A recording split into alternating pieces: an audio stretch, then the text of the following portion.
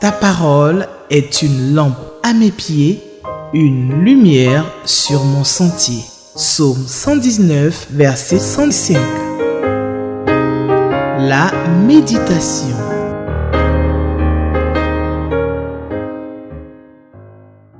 Bienvenue à votre méditation journalière sur Espérance TV et vous êtes à la bonne place. Espérance TV, c'est la télé qui nous rappelle à chaque fois que Christ est notre espérance. C'est pourquoi nous voulons vous dire merci pour votre présence. Nous sommes aujourd'hui mardi 11 juin 2024 et nous sommes à notre émission La Méditation. Alors, ce matin, nous sommes dans la joie parce que c'est une grâce d'être encore au rang des vivants. Et c'est pourquoi il faut toujours dire merci à Dieu. Parce que ce n'est pas le réveil qui nous a réveillés, mais c'est Dieu qui nous a encore redonné le souffle de vie ce matin, en ce mardi 11 juin 2024. Alors, que dire encore, sinon que de lui rendre toute la gloire et de bénir son nom. La méditation, c'est une activité importante.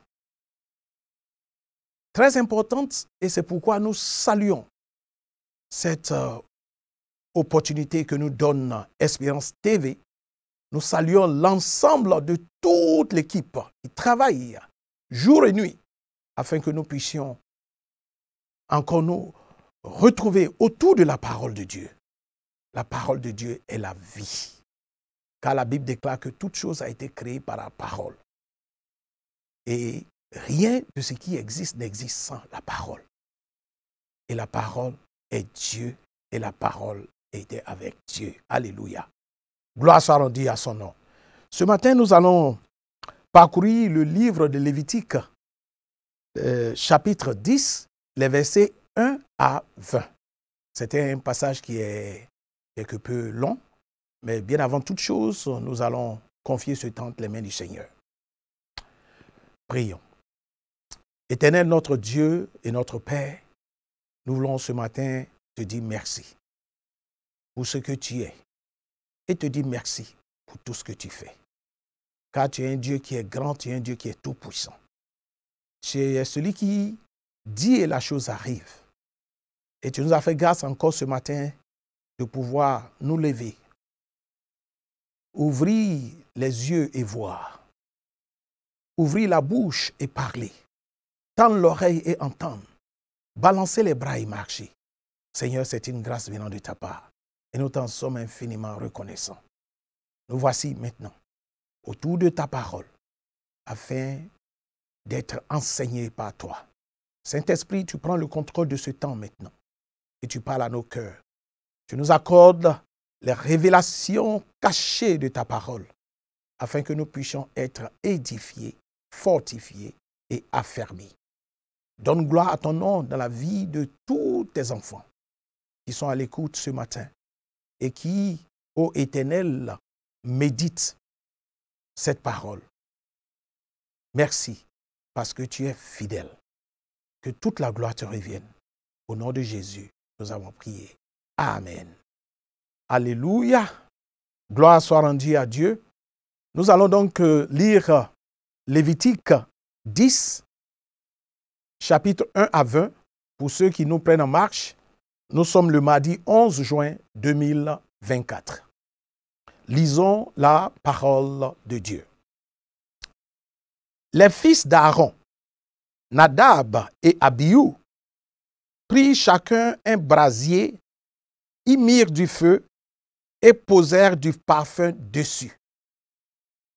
Ils apportèrent devant l'Éternel du feu étranger, ce qu'il ne leur avait point ordonné. Verset 2. Alors le feu sortit de devant l'Éternel et les consuma. Ils moururent devant l'Éternel. Moïse dit à Aaron, c'est ce que l'Éternel a déclaré lorsqu'il dit, je serai sanctifié par ceux qui s'approchent de moi et je serai glorifié en présence de tout le peuple. Aaron garda le silence. Verset 4. Et Moïse appela Michel et Elsaphan, fils d'Uziel, oncle d'Aaron, et il leur dit, approchez-vous, emportez vos frères loin du sanctuaire, hors du camp. Ils s'approchaient et ils les emportaient dans leur tunique, hors du camp, comme Moïse l'avait dit. Moïse dit à Aaron, à Éléazar et à Ithamar, fils d'Aaron, vous ne découvrirez point vos têtes et vous ne déchirerez point vos vêtements, de peur que vous ne mouriez et que l'Éternel ne s'irrite contre toute l'assemblée. Laissez vos frères, toute la maison d'Israël, pleurer sur l'embrasement que l'Éternel a allumé. Verset 7. Vous ne sortirez point de l'entrée de la tente d'assignation, de peur que vous ne mouriez, car l'huile de l'onction de l'Éternel est sur vous. Il fit ce que Moïse avait dit. Verset 8.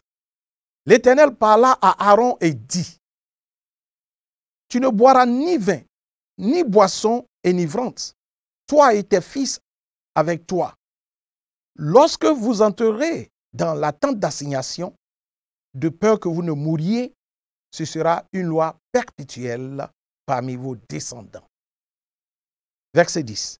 Afin que vous puissiez distinguer ce qui est saint de ce qui est profane, ce qui est impur de ce qui est pur. Et enseigner aux enfants d'Israël toutes les lois que l'Éternel leur a données par Moïse. Moïse dit à Aaron, à Éléazar et à Ithamar, les deux fils qui restaient à Aaron, prenez ce qui reste de l'offrande parmi les sacrifices consumés par le feu devant l'Éternel et mangez-le sans levain près de l'autel, car c'est une chose très sainte. Vous le mangerez dans un lieu saint. C'est ton droit et le droit de tes fils sur les offrandes consumées par le feu devant l'Éternel, car c'est là ce qui m'a été ordonné. Vous mangerez aussi dans un lieu pur, toi, tes fils et tes filles avec toi. La poitrine qu'on a agitée de côté et d'autre, et l'épaule qui a été présentée par élévation, car elles vous sont données comme ton droit et le droit de tes fils dans les sacrifices d'action de grâce des enfants d'Israël. Verset 15. Ils apporteront avec les graisses destinées à être consumées par le feu, de l'épaule que l'on présente par élévation et la poitrine que l'on agite de côté et d'autres devant l'Éternel. Elles seront pour toi et pour tes fils avec toi par une loi perpétuelle comme l'Éternel l'a ordonné. Moïse chercha le bouc expiatoire et voici, il avait été brûlé. Alors il s'irrita contre Éléazar et Ithamar, les fils qui restaient à Aaron, et il dit, pourquoi n'avez-vous pas mangé la victime expiatoire dans le lieu saint? C'est une chose très sainte, et l'Éternel vous l'a donnée afin que vous portiez l'iniquité de l'assemblée, afin que vous fassiez pour elle l'expiation devant l'Éternel. Voici le sang de la victime n'a point été porté dans l'intérieur du sanctuaire, vous deviez la manger dans le sanctuaire comme cela m'avait été ordonné. Aaron dit à Moïse, voici, ils ont offert aujourd'hui leur sacrifice d'expiation et leur holocauste devant l'Éternel. Et après ce qui m'est arrivé, si j'eusse mangé aujourd'hui la victime expiatoire, cela aurait-il été bien aux yeux de l'Éternel? Verset 20. Moïse entendit et approuva ces paroles. Amen. Alors, ce passage nous rappelle une tragédie. Une tragédie qui va arriver, n'est-ce pas, dans la famille du sacrificateur Aaron. Et cette tragédie s'articule autour, n'est-ce pas, de la mort de ses deux fils, Nadab et Abihu. Nadab et Abihu. Ils vont donc mettre le feu étranger, apporter le feu étranger sur l'autel. Ceci est un acte qui est extrêmement dangereux. Pour celui qui sait un Dieu qui est saint, sa sainteté est liée, n'est-ce pas, au feu qui se trouve sur l'autel. Et ce feu qui brûle de façon perpétuelle est l'expression de la présence permanente de Dieu. Et ce feu est initié par Dieu lui-même. Et les prêtres ont la responsabilité de permettre à ce que ce feu ne s'éteigne point. Mais il n'est pas question au sacrificateur d'apporter du feu étranger, ce qui est souillé, ce qui n'est pas sanctifié, de l'apporter, n'est-ce pas, dans le sanctuaire. Un feu étranger ne respecte pas les directives, n'est-ce pas, de la sainteté de Dieu. Le culte que le sacrificateur, n'est-ce pas, voue à l'Éternel, est un culte qui doit respecter tout ce qui est en rapport avec la sainteté de Dieu. Et tout ce qui est en dehors de cela ne glorifie pas Dieu, mais glorifie plutôt le prêtre lui-même ou le sacrificateur lui-même. Alors, Dieu ici insiste sur la sanctification. On peut se demander pourquoi Nadab et Abihu perdent la vie dans l'exercice de leurs fonctions. Et cela questionne aujourd'hui. Des sacrificateurs qui, au lieu de servir Dieu en usant, n'est-ce pas, du Saint-Esprit, apportent le feu étranger dans les églises pour se servir et non servir Dieu.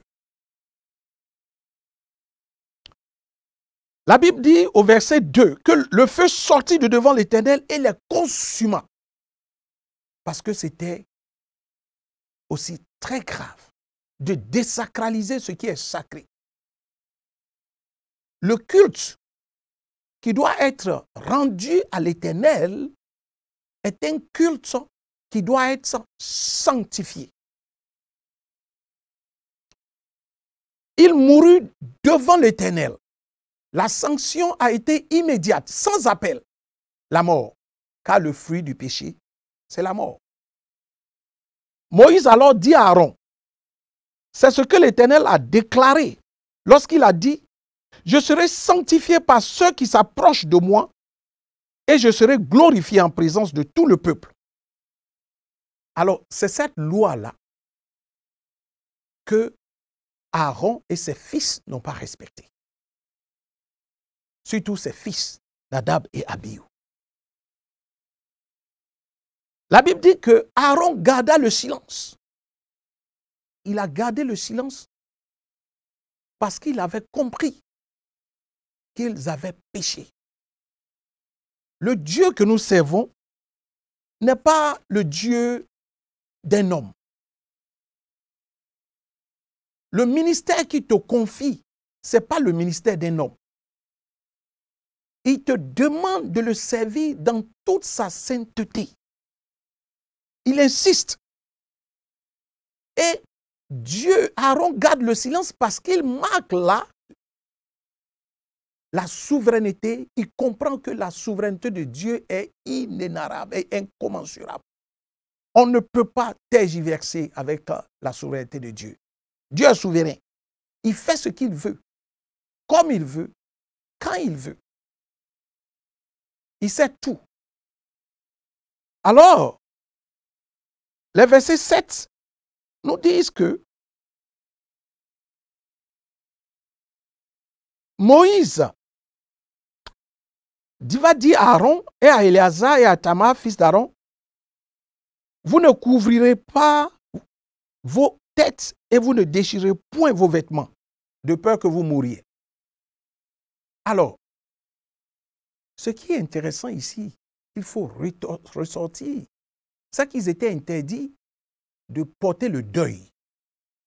Parce que découvrir la tête, déchirer les vêtements, était, n'est-ce pas, l'expression et la manifestation du deuil. Alors, ils étaient donc interdits. Et il ajoute, laissez vos frères et toute la maison d'Israël pleurer sur l'embrasement que l'Éternel a allumé. Alléluia. Il est important que nous sachions que lorsque nous servons Dieu, nous devons le servir en ayant pleine conscience de toute sa souveraineté, de toute sa sainteté. Et cela est un enseignement qu'il faut retenir. Vous ne sortirez point de la tente d'assignation de peur que vous ne mouriez, car l'huile de l'onction de l'Éternel est sur vous. Il fit ce que Moïse avait dit. Ici, vous allez voir que la désobéissance qui a causé la tragédie, la mort, n'est-ce pas, de Nabal et de Abihu, va occasionner une prise de conscience. Car une faute a été commise. Mais soyez rassurés, une erreur sera commise encore vers le verset 22 et 23. L'Éternel parla à Aaron et dit, et cette fois-ci, au verset 8, l'Éternel maintenant s'adresse à Aaron lui-même directement. Tu ne boiras ni vin, ni boisson enivrante, toi et tes fils. Pourquoi? Un sacrificateur doit avoir l'esprit de discernement. Parce que si ça donne à l'alcool, il ne pourra pas discerner, il ne pourra pas enseigner, il ne pourra pas prier, il ne pourra pas veiller, n'est-ce pas, sur le feu qui est sur l'autel. Alors, c'est pourquoi Dieu s'est adressé directement à Aaron pour leur dire, vous devez être saints, car je suis saint. Amen. Vous puissiez distinguer le profane de ce qui est sacré. Il ne faut pas profaner la maison de Dieu. Il ne faut pas profaner le ministère de Dieu. Parce que le ministère appartient à Dieu, pas à un homme.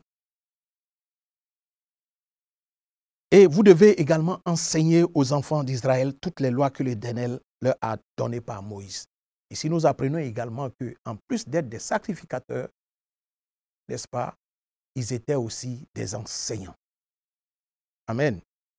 Alors Moïse va dire à Éléazar et Ithamar, prenez ce qui reste de l'offrande parmi les sacrifices consumés par le feu devant l'Éternel et mangez-le sans levain près de l'autel. Sans levain, ça veut dire que sans corruption. Parce que le levain symbolise la corruption. Donc vous voyez, tout ce qui est corrompu, tout ce qui relève du levain doit être banni, n'est-ce pas, de la présence de Dieu. C'est là ce qui m'a été ordonné. Ici, nous voyons que l'obéissance de Moïse, n'est-ce pas, est extraordinaire. Et c'est cette obéissance-là qu'il essaie de communiquer, n'est-ce pas, à Aaron et à ses fils. Vous le mangerez dans un lieu saint. Ce qu'ils doivent manger doit se dérouler également dans un lieu saint. Tout cela dénote, n'est-ce pas, du caractère sacré et de la solennité qui entoure le culte que nous adressons à Dieu.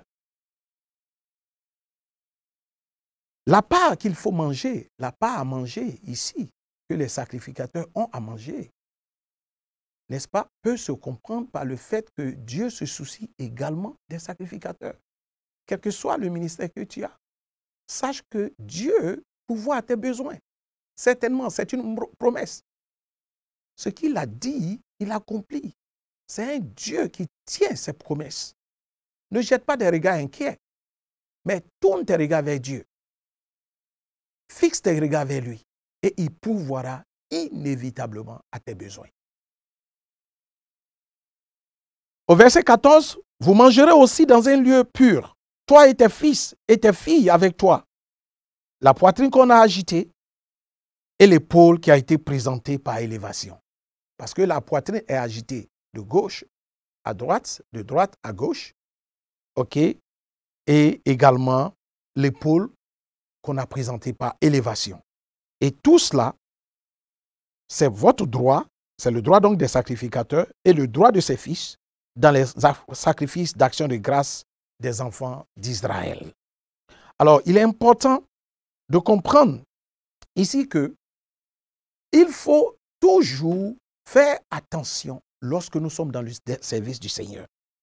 L'interdiction de l'alcool ici est fondamentale parce que Dieu veut que nous ayons les regards fixés et être en toute pleine conscience de ce que nous sommes en train d'exécuter lorsque nous sommes en train de le servir.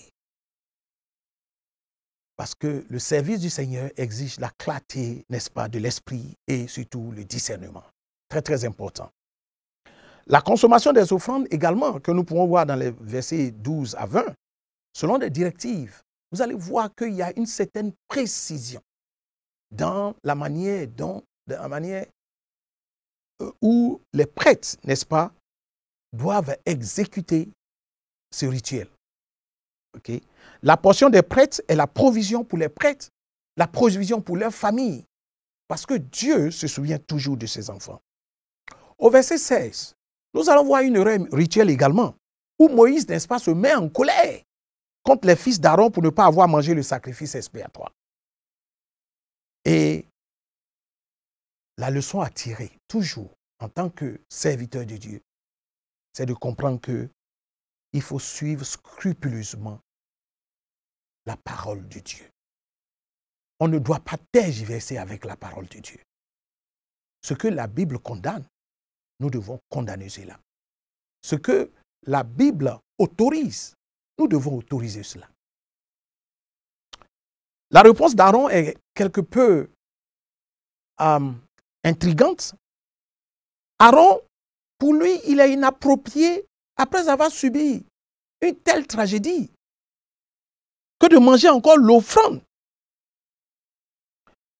Moïse a été quelque peu touché par la réponse d'Aaron. Et Moïse accepte son explication. Alors, nous pouvons comprendre qu'il y a une certaine flexibilité au niveau de la loi, au niveau de Moïse, qui peut être compris par une certaine flexibilité au niveau de la loi. OK? En fonction des circonstances humaines. Parce que Moïse ici, il n'a pas repris Aaron, il a plutôt accepté ce que Aaron lui a dit. Alors, comme enseignement que nous devons retenir pour ce jour, nous devons retenir ceci. 4 points essentiels. Le premier point, c'est la sainteté de Dieu. Dieu est un Dieu saint. Nous devons l'adorer en tant que tel.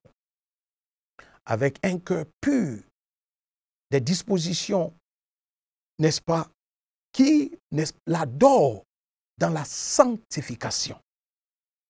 Le deuxième élément, c'est l'obéissance stricte, n'est-ce pas, aux ordonnances divines. Nous devons respecter scrupuleusement tout ce que Dieu nous dit. Le troisième point, c'est le rôle des prêtres en tant que médiateurs et enseignants. Les sacrificateurs sont des médiateurs, mais ils sont aussi des enseignants. Et ils doivent le faire avec toute la lucidité et non s'adonner à l'alcool. Et enfin, le quatrième point, c'est la dimension humaine, la compréhension de Moïse face à la douleur personnelle d'Aaron. Moïse a eu compassion d'Aaron. Il venait, n'est-ce pas, de subir une tragédie familiale avec la mort de ses 2 enfants, Nadab et Abihu. Alors, il est important pour nous, qui sommes sous la nouvelle alliance, de tirer des enseignements de ces 4 points. Savoir que le Dieu que nous servons est un Dieu qui est saint. Et que le culte que nous devons lui rendre est un culte qui doit exprimer cette dimension de ce Dieu qui est infiniment grand et tout-puissant.